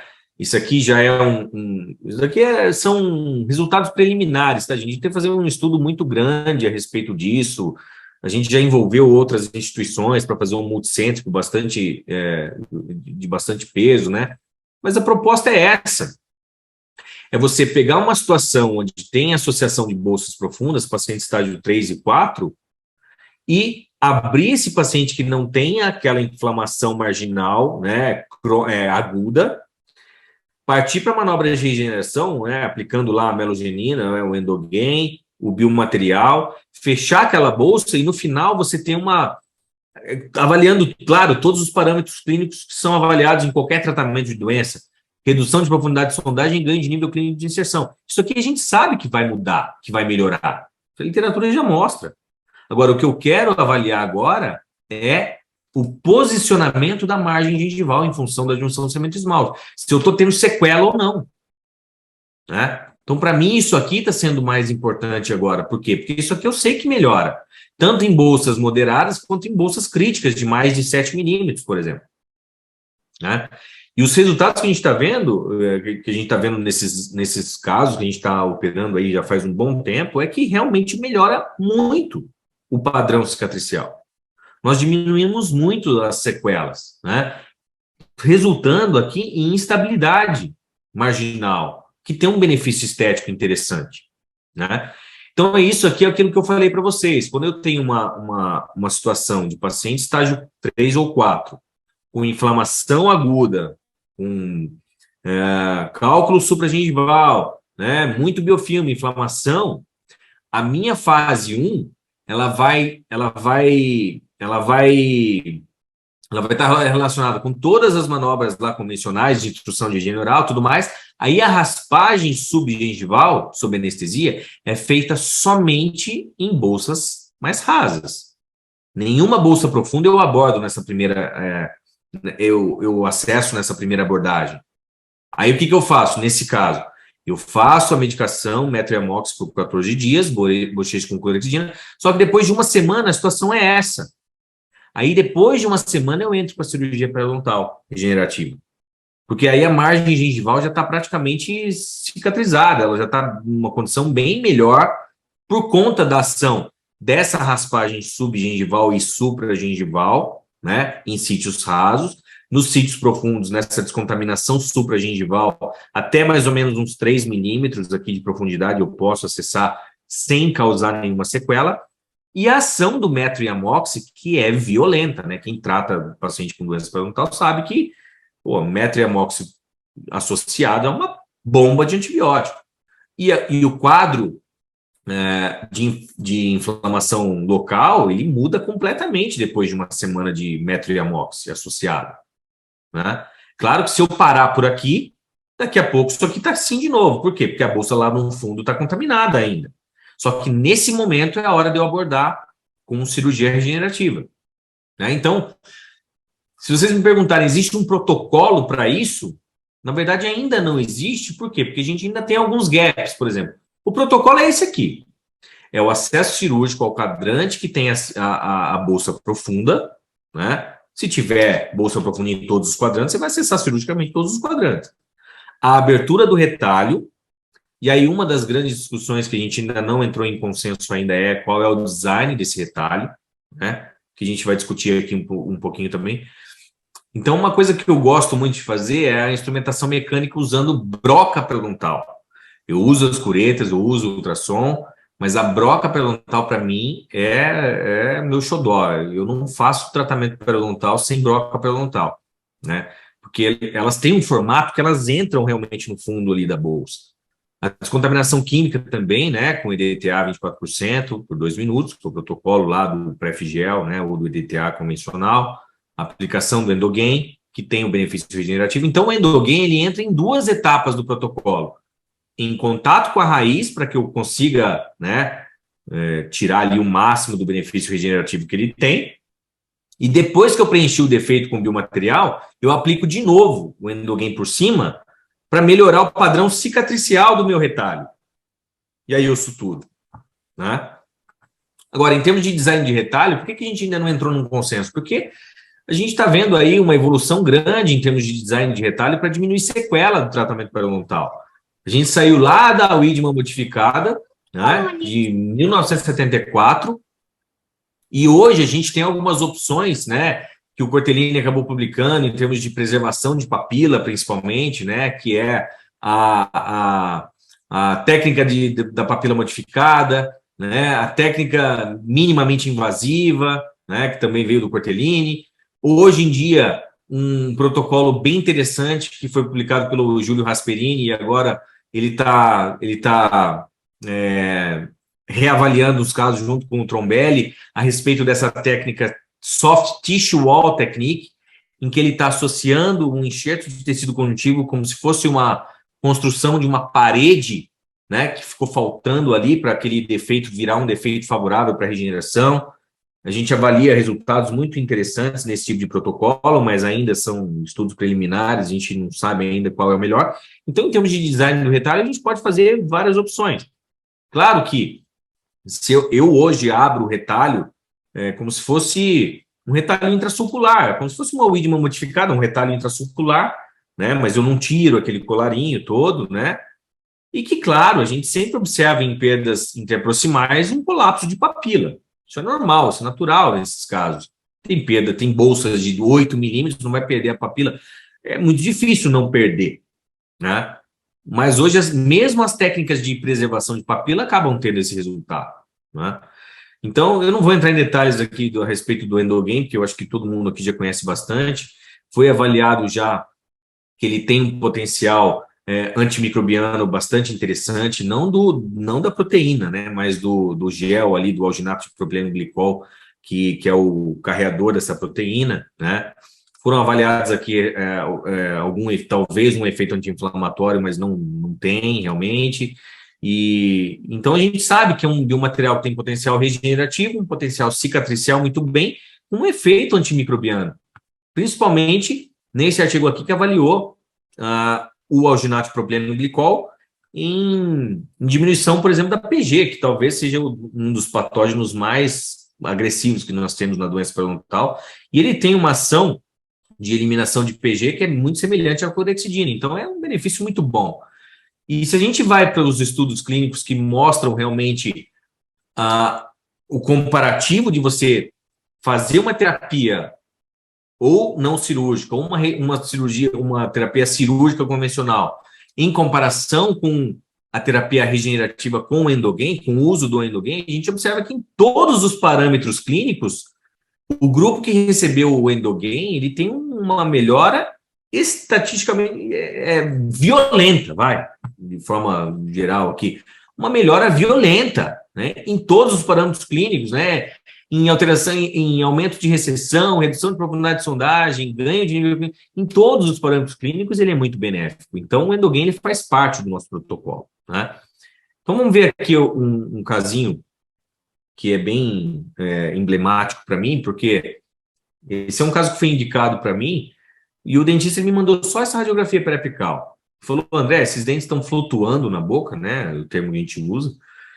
E o que a gente faz? Eu falei, bom, vamos tirar esses dois dentes, os picos interproximais aqui ainda estão mantidos, né? Que é um parâmetro interessante para a gente ver qual é o limite de uma regeneração óssea guiada no sentido vertical, faz uma reconstrução óssea e depois põe os implantes, né? Então, de uma forma bastante superficial, esse foi o diagnóstico. Mas o paciente se recusou a tirar esses dentes, né? Falou, não quer perder. Eu falei, mas como não quer perder? O dente já está perdido, como não quer perder? A gente tinha que pensar em não perder antes, quando ele não estava perdido. E aí ela falou, ele virou para mim e falou assim: ó, o paciente quer falar com você. Então, manda aqui no consultório e a gente avalia. Então, o paciente chegou no meu consultório, era uma paciente extremamente jovem, e clinicamente, essa era a situação dela. Só que quando a gente olha a imagem clinicamente, não é a imagem que a gente espera ver quando a gente vê uma radiografia dessa, né? E aí eu pedi uma tomografia, né? Avaliei, os dentes tinham uma mobilidade, né? Mesmo com essa contenção, que é a polêmica, né? Da contenção higiênica, que agora a gente já está se mobilizando aí para poder mudar isso aqui, porque ele é um problema sério, né? De causa de recessão gengival, de migração dentária, de acúmulo de biofilme, que é de higiênica, não tem nada, né? Isso aqui. Mas quando eu vi a paciente clinicamente, eu falei para ela, falei, olha, você tem razão, vamos ver a tomografia. A gente viu que realmente tinha um defeito, né, nessa região, mas que ele não era compatível com o que eu vi na radiografia e nem clinicamente. Então a gente resolveu realmente tratar esses dois dentes, né? Então, para eu saber qual era o grau de mobilidade real desse dente, eu tive que tirar a contenção, e eles tinham uma mobilidade interessante. E a paciente topou, falou, eu topo o que você quiser aqui, mas eu não quero perder esses dentes. E aí eu mandei tratar os dois canais, né, porque a gente estava diante aqui de uma lesão endopério, né, existia uma contaminação já do canal pelo periodonto. Tratei os canais, mandei tratar os canais, e nós fomos para o protocolo de cirurgia regenerativa, né, onde a primeira coisa que a gente faz nesse tipo de situação é eliminar todo o contato desses dentes, né, que estão envolvidos ali com defeito. Só que a mobilidade ela não era tão grande, né, a gente consegue observar aqui. Mas tira o dente de contato. Tira esses dentes de contato, que a última coisa que eu preciso ter é estímulo mastigatório em cima de um dente que vai ter que vai sofrer ali uma abordagem para regeneração periodontal. E aí vamos para a cirurgia. Então, clinicamente, a bolsa era muito profunda, e eu tenho um protocolo de sempre abrir a distância, nunca abrir próximo da margem, porque isso é muito claro, né? Se eu estou descolando aqui papilas íntegras com cristas ósseas preservadas, é como se essa papila íntegra ajudasse a segurar a papila adjacente, que ajuda a segurar a papila adjacente, que ajuda a segurar o conjunto todo. E se eu abro duas relaxantes nessa região adjacente, aí a sequela vai estar feita, né? E quando eu abri, na região vestibular, eu não via muita coisa que eu achei que eu ia ver olhando naquela tomografia ou na radiografia periapical. Mas o defeito ele estava aqui, para o palatino. Então, realmente, um dos grandes efeitos daquela contenção, né, maledeta aí que a gente está vendo se usar bastante. Então, praticamente uma perda óssea até os ápices aqui dos incisivos. Lógico que a gente observou depois, né, descontaminando tudo, tirando todo o tecido de granulação, porque aquela contaminação ela acabava extrapolando aqui para a região vestibular, né? Tinha bastante tecido de granulação ainda nessa região, e o defeito era realmente grande, né, que justificava realmente essa mobilidade. Mas nesse caso aqui, como era um defeito de tábua óssea palatina, não adianta nada eu encher aquilo de osso, né? Então, nesse caso, eu optei por não associar o biomaterial e só com a melogenina. Então, eu gosto muito de fazer uma terapia fotodinâmica, né? Apesar da literatura ainda não ter uma resposta concreta se tem benefício ou não, mas eu gosto muito, acredito muito no laser, né? Apliquei só o endogain, todo o defeito nas raízes, mas e fechei, né? Fechei, pós-operatório imediato, e aqui um acompanhamento de 2 semanas, 2 meses depois. Então, a margem gengival se manteve estável no lugar. Então, sequela eu não tive. Pelo menos sequela eu não tive. E aí eu fui avaliar depois o que eu tinha ganhado, né, em termos de regeneração parental, avaliando em parâmetros clínicos, né? Eu percebi que 15 meses depois, aquele defeito que eu tinha inicialmente já não existia mais. Alguma coisa se formou aqui que eu pude observar 6 meses depois. 15 meses depois eu vi que alguma coisa se formou, mas não posso mandar analisar para ver o que é. E na radiografia periapical, 15 meses depois, eu vi um cenário completamente diferente, né? Então a impressão que eu tenho aqui é que eu tive uma regeneração praticamente completa desses dentes aqui, dessa perda que ela teve aqui inicialmente, né? E sem contenção nenhuma. Então, avaliando depois até o grau de mobilidade inicial e depois de 15 meses, esses dentes são 2 dentes saudáveis, que não têm mobilidade nenhuma, eles estão aí na boca, sem recessão, sem nenhum problema, né? Então, talvez uma abordagem que tenha tido um benefício interessante até do ponto de vista de manutenção de margem gengival. Uma outra situação aqui que também chama bastante atenção, bolsa extremamente profunda aqui na distal do canino, região aqui dos pré-molares, né, do lado esquerdo, né, bolsas de 12 milímetros, né, 10 milímetros aqui na região de pré-molares e 15 milímetros aqui no canino. E uma situação em que, mais uma vez, eu fui direto para a regeneração, né? O paciente já tinha uma recessão gengival aqui associada, né, ao defeito, mas ele não tinha ainda um black space. Mas essa recessão, claro, resultado dessa perda de inserção enorme. E se eu raspar essa bolsa sem abrir até lá no fundo, a gente sabe qual vai ser a consequência disso aqui. Vai ser um colapso nesse sentido aqui. Essa papila ela vem parar aqui em cima e vai ter uma recessão muito maior. Né? Então, mais uma vez, eu abri o retalho, né, a distância, e está aqui todo o defeito periodontal, né? Então, a gente faz lá a descontaminação, a remoção de todo o tecido de granulação. Uma coisa importante que eu faço sempre, que é um protocolo até da terapia minimamente invasiva do Cortellini e do Júlio Rasperini, é não mexer no retalho palatino. Então, a minha papila palatina ela continua estável no lugar de origem. Eu não descolo a área palatina. Eu raspo a parede palatina do dente por dentro do retalho, como se fosse não cirúrgico, mas com retalho vestibular aberto. Porque daí eu tenho acesso visual. Tá? Então, eu posso, sim, descolar o meu tecido da raiz palatina sem modificar a ancoragem do meu retalho marginal ali na área palatina. Por quê? Porque a minha papila palatina, ela automaticamente ajuda a segurar a papila vestibular. Se eu descolar as duas vão buscar o nível ósseo, então eu vou ter um colapso muito maior. Então, fazendo a descontaminação mecânica com a broca, com a cureta, com o ultrassom, né? Aqui dá para ver bem o tamanho do defeito, então não dá para eu saber se eu descontaminei tudo isso daqui sem abrir. Olha lá, o defeito periodontal ele entra ainda mais 2 milímetros de infraósseo aqui, né? O dente estava com o canal tratado, eu mandei retratar esse canal, fiz lá minha terapia fotodinâmica, que eu sempre gosto de aplicar. Faço a descontaminação química, né, com EDTA, né, 24%, né, no caso, pré-figel, né, espera 2 minutinhos, lá, lava bem. E aplico o Endogain. Então, o Endogain ele vai primeiro em contato com a raiz, né, porque ele tem como propriedade biológica atrair células do ligamento remanescente e povoar isso aqui de um novo cemento. E o preenchimento do defeito com biomaterial. E aí, mais uma vez, a minha intenção aqui não é fazer isso aqui virar osso e formar ligamento aqui. A minha intenção é justamente fazer o meu retalho fibrosar nesse biomaterial e se ancorar ali, né? É um biomaterial de lenta reabsorção e ele vai se ancorar melhor se eu colocar um biomaterial com potencial cicatricial ainda por cima. Então, eu aplico o Endogain novamente por cima do biomaterial. E aí eu fecho o retalho, né? Ô, André, Fazendo, dá licença. Oi. Oi. Qual o biomaterial que você está usando aí? Nesse caso, eu usei o da Pleno, o Pleno OS. Mas o biomaterial que eu acho mais ideal hoje para defeito periodontal é o Bios Collagen.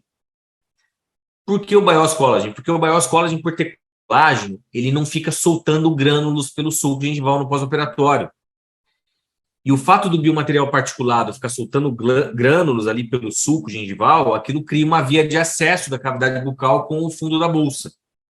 Então, é muito comum você ter, às vezes, uma perda bem considerável do teu biomaterial por contaminação daquela área pelo simples fato de ficar expulsando o grânulozinho pelo sulco. Então, o Bios Collagen, você compacta ele lá no fundo do defeito e aquele biomaterial ele não se solta. Então, você tem um vedamento gengival por cima do biomaterial e aquele biomaterial fica lá dentro estável. Tá? Mas, nesse caso aqui, é o biomaterial da Pleno. Então, fiz a mesma coisa aqui na região dos pré-molares, e esse caso é um caso que me assustou no pós-operatório. Quando eu vi o resultado aqui, né, de preenchimento do defeito, parecia que tinha formado tudo isso aqui de osso. Não formou isso aqui de osso, formou com um biomaterial ali fibrosado, né? Nas duas áreas. Então, vamos avaliar parâmetro clínico agora, não só radiográfico. Então, uma bolsa que tinha 15 milímetros, agora ela tem 4. Não entra nada aqui. Dente sempre com mobilidade, a contenção é feita por 6 meses, que é o tempo mais ou menos médio de regeneração periodontal. Depois tira a contenção e esse é um dente normal. E a recessão, que tinha 4 milímetros, agora ela tem 2 milímetros, então até diminuiu a recessão. E do lado esquerdo dos pré-molares, mesma coisa, ó. Bolsa de 4 milímetros, gengiva saudável, né? Sangra um pouquinho às vezes, mas não é por infecção, é por você estar ressondando tão precocemente, né? Ah, e esses black spaces aqui? Os black spaces, muitas vezes, eles são sanados com alteração morfológica da coroa dentária. Então, a gente reanatomiza essa coroa aqui, subindo um pouco o ponto de contato, e esse black space praticamente vai embora, né? Tanto aqui do canino, ó, quanto dos pré-molares, né? Então, dá para observar aqui um resultado impressionante em termos de preenchimento de defeito. Eu não falo regeneração, realmente eu não posso afirmar, mas diante dos parâmetros clínicos e radiográficos que eu tive, eu posso dizer que eu tive alguma coisa ali de regeneração, né? Mas é claro que isso aqui não é regeneração, não tem um ligamento periodontal aqui, né? Muito provavelmente eu não tenho. Mas eu tenho um biomaterial que fechou totalmente aquela bolsa que hoje está saudável, sem causar sequela. Uma outra situação bastante semelhante a essa, né, um canino, com uma bolsa de mais de 10 milímetros aqui, 12, 13 milímetros, né, que foi feito exatamente o mesmo protocolo, né, a abertura do retalho. Eu vou passar um pouquinho mais rápido aqui para a gente não perder muito tempo, mas o protocolo aqui é exatamente o mesmo, né, a descontaminação daquela bolsa, ultrassom, com cureta, né? A broquinha periodontal para poder alisar e tirar todo aquele cemento remanescente. É a mesma coisa. Tá? E o preenchimento do defeito com o biomaterial, o Endogain por cima, e o fechamento da ferida. E aqui o resultado, né? Depois de 18 meses, o preenchimento daquele defeito, nada de recessão, não tive black space, inclusive, por incrível que pareça, né? Por quê? Porque a crista óssea adjacente aqui, ela também está preservada. Então, ela ajuda a segurar essa papila aqui, né? Então, uma situação bastante interessante. Se vocês me permitem, eu vou só pular esse caso que é bastante demorado e vou passar aqui para o último, para a gente discutir, porque muitas vezes a gente acaba pulando esse protocolo todo, que eu comentei com vocês, de respeitar aquela fase 1, 2, 3 e 4 do tratamento periodontal, mas muitas vezes isso pode ser aplicado em dentes que já estão perdidos, por exemplo, no caso daquela menina que eu mostrei para vocês, né, de 16 anos de idade, uma menina nova, que teve uma periodontite agressiva, né, localizada hoje, né, classificando essa paciente periodontite estágio 4, grau C, de rápida progressão, padrão incisivo molar, né, a gente quase perde o fôlego para falar, para classificar agora, né, deu uma atrapalhada aí essa nova classificação, mas o paciente já tinha perdido 10 dentes, né, os 4 primeiros molares, os 4 incisivos inferiores, os 2 centrais superiores, né, que ainda tinham sido mantidos porque ficaram com medo de extrair, porque sabem exatamente a sequela que vai ter, né? Bolsas de 12 milímetros no 21 e 10 no 11, né? Mobilidade grau 33 aqui, 28 no outro central, né? Qual é a consequência de eu extrair esses 2 dentes e, sei lá, não fazer nada nesse alvéolo? Essa margem gengival aqui, que essa papila vem parar no nariz da paciente, né?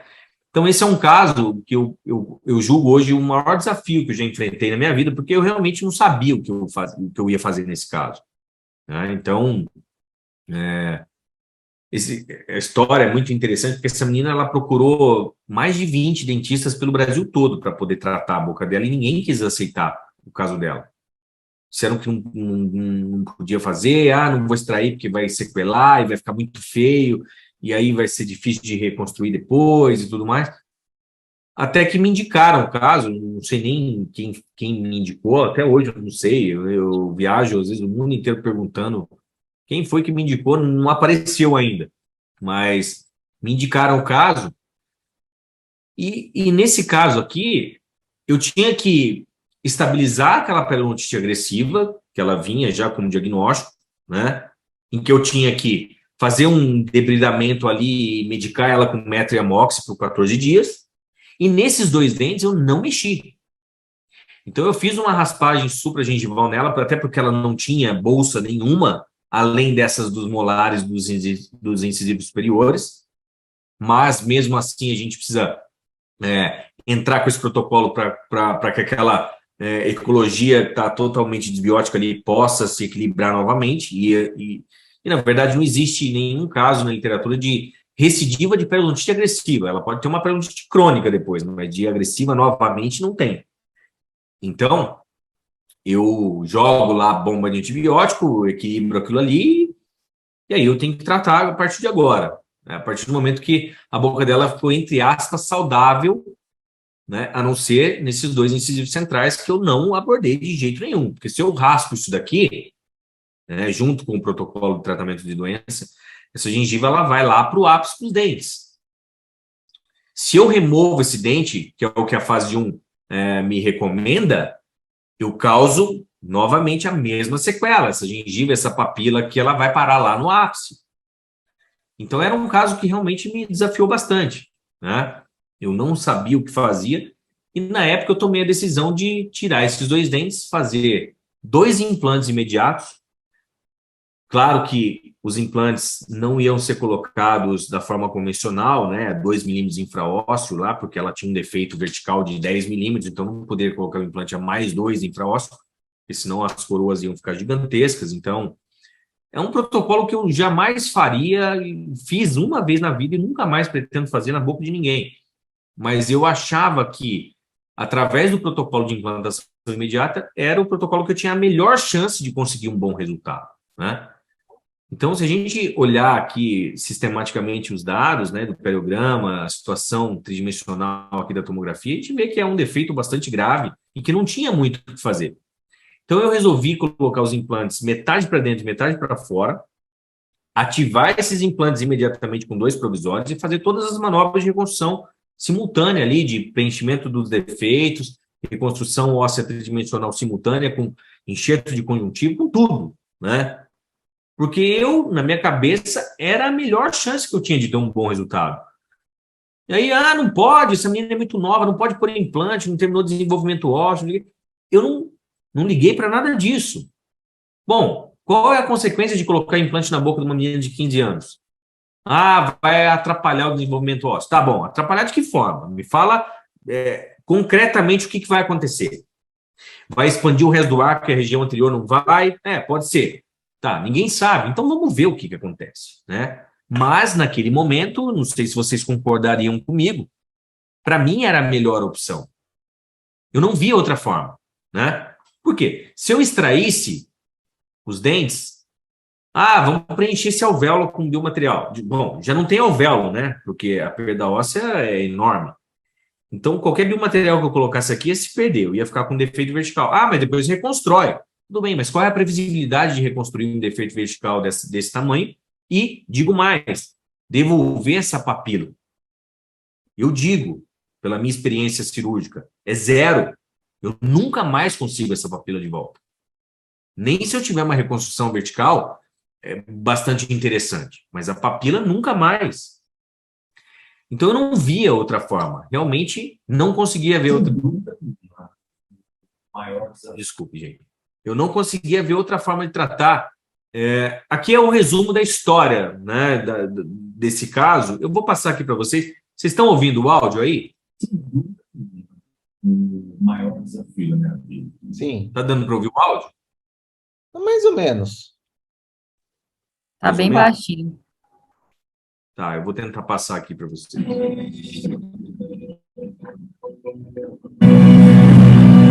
tá. Eu me lembro Melhorou? que a mãe dela Melhorou. chegou e me contou a história de que elas tinham ido a mais de 20 dentistas pelo Brasil todo tentar resolver esse problema.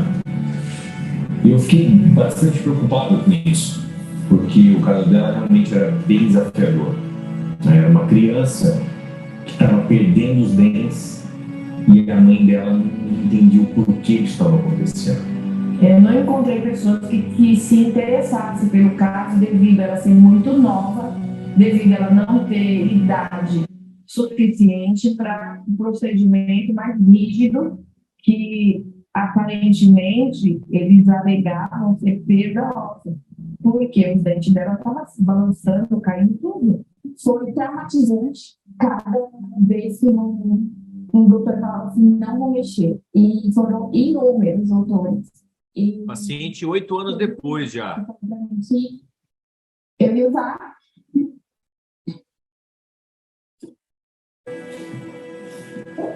Dentadura. E no dia que eu saí de lá, eu falei, mãe, o que eu vou fazer? Como que eu vou usar dentadura tão nova? Né? Eu era uma criança. O último dentista que eu passei falou que o único doutor que ia resolver o meu caso, dar uma solução, seria o doutor André Vilela. Foi aonde marcamos a triagem com ele e eu conheci o doutor. E quando me indicaram para ela, eu pensei na hora, puta que pariu, o que eu vou fazer? Eu vou ser mais um que vai desprezar o caso, que vai abandonar? O doutor André chegou, ele deu uma avaliada e ele pediu alguns exames e foi para ele entender o que estava acontecendo. Depois de avaliarmos todos os exames, né, pedimos radiografias, tomografias, exames complementares para avaliar toda a parte sistêmica, tive acesso às documentações ortodônticas que ela tinha feito no passado e eu realmente achei que o melhor caminho seria através dos implantes. Uma decisão que no primeiro momento parecia um pouco absurda por conta da idade da paciente, mas que, do meu ponto de vista, era a melhor chance que eu tinha para conseguir um bom resultado estético. Na época, o André avaliou e aí ele entrou em reunião com os seus colegas dele de equipe. E ele falou que a solução seria implantes. E aí, quando ele falou isso, de longe eu estava aguardando, e eu vi uma movimentação, assim, não, como assim fazer isso? Implante muito nova, ele deu um grito no meio dele, assim, pode ser a idade dela. Essa que é a alternativa, é esse o procedimento que a gente vai fazer na Taína. E eu comentei com a mãe dela, olha, a gente não sabe exatamente o que pode acontecer, mas nesse momento é o mais correto fazer, é o mais sensato. Eu não vejo outra forma de tratar a boca da sua filha sem ser com implantes. E eu falei diretamente, olhando para ela, e eu falei, olha, vocês confiam em mim? E olhando para ele e falou assim, eu confio. Sim. Eu falei, confio, está entregue nas suas mãos.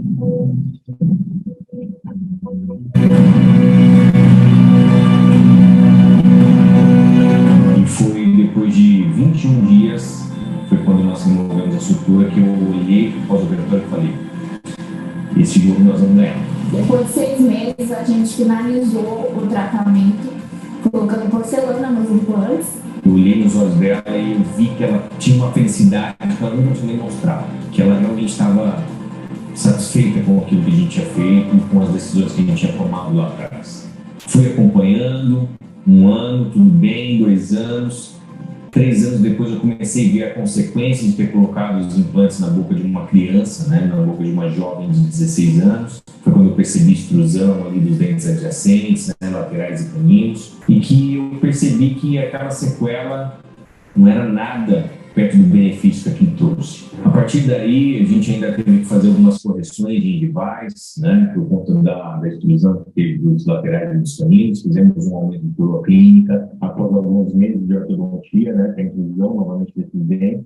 E aí nós tivemos uma discrepância estética bem grave ali dos centrais, que eram 2 porcelanas sobre o implante com os dentes adjacentes.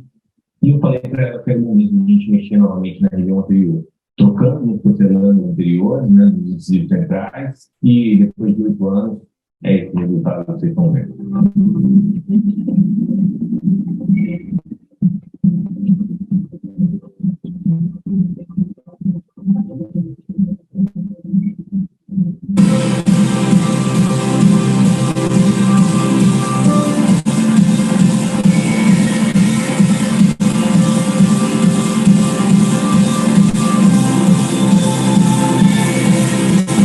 Foi um trabalho de mestre mesmo, foi uma estética perfeita. Ele me devolveu a saúde bucal e a autoestima e segurança de que o meu sorriso agora está saudável, está completo, ele está bonito, lindo. E é o que vocês podem ver como está hoje.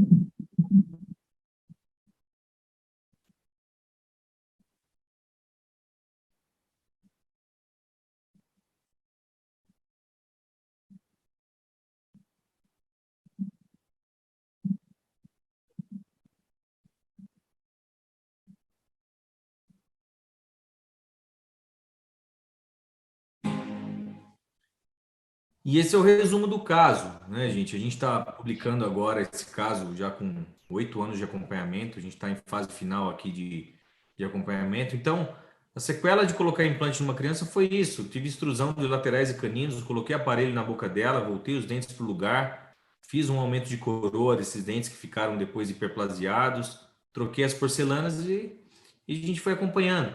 Infelizmente, na região inferior, ela já tinha a sequela instalada, ela acabou com uma fixa dentro gengival, né? Aqui na radiografia inicial a gente vê, depois dos implantes, quando eu levei ela para a ortodontia, eu consegui trazer os segundos molares superiores para a região dos primeiros, que ela tinha perdido. Os inferiores acabaram anquilosando, eles não se movimentaram de jeito nenhum, tentando de tudo quanto é forma, mini implante, ancoragem, nada. aí tivemos que extrair esses dentes, colocamos mais um implante na região posterior, finalizamos a oclusão dela em primeiro molar, né? E essa aqui é a região inferior, né? Uma dentro gengival, porque a sequela já tinha sido instalada, né? E hoje como ela está, né? E foi um resultado que eu particularmente jamais esperava. Mas aqui é um exemplo de que se eu respeitasse aquele protocolo que foi publicado pelo Mariano, eu jamais teria conseguido isso aqui, né? E esse ano, agora, no mês passado, eu tive a possibilidade de ser convidado pelo próprio Mariano Santos para discutir esse protocolo, conversar com ele, e ele, né, aceitou de braços abertos essa alteração. Ele falou, claro, que a gente precisa mudar, né? Tem possibilidade de melhora, a gente tem como melhorar. Eu tive com ele agora recentemente, estive no Europério lá junto com ele, inclusive falei lá a respeito desse mesmo tema, e hoje a gente vai começar a reescrever esse protocolo que realmente tem bastante coisa aí, bastante falha, né, do ponto de vista clínico, e que a gente tem como melhorar, né? Então, o que fica de mensagem é que muitas vezes a gente não ter a evidência, não significa ter evidência de que não funciona, né? O exemplo que eu trago é exatamente desses dois artigos aqui. Se a gente pular de um paraquedas, se a gente pular de um avião a 10 mil metros de altura sem paraquedas, a gente vai morrer? É claro que a gente sabe que vai morrer, mas não existe evidência que comprove isso, nem estudo clínico randomizado e nem revisão sistemática, né? Então, a ausência da evidência não significa que isso não vai funcionar. E que a gente vê hoje na literatura que tem evidência para tudo, né? Mas não tem consenso para nada, né? Então, eu queria finalizar aqui, né, mostrando o melhor sorriso que eu já fiz na vida, minha princesa, minha ruiva. Apesar de ser branquela e ruiva, ela é minha filha, viu, gente? E agradecer mais uma vez aí você, Rodrigão, pelo convite. Foi uma honra participar dessa discussão aí com vocês, né? A gente pode discutir, eu deixo meus contatos aqui para quem quiser falar comigo mais de perto. O QR Code aqui que leva para a nossa página.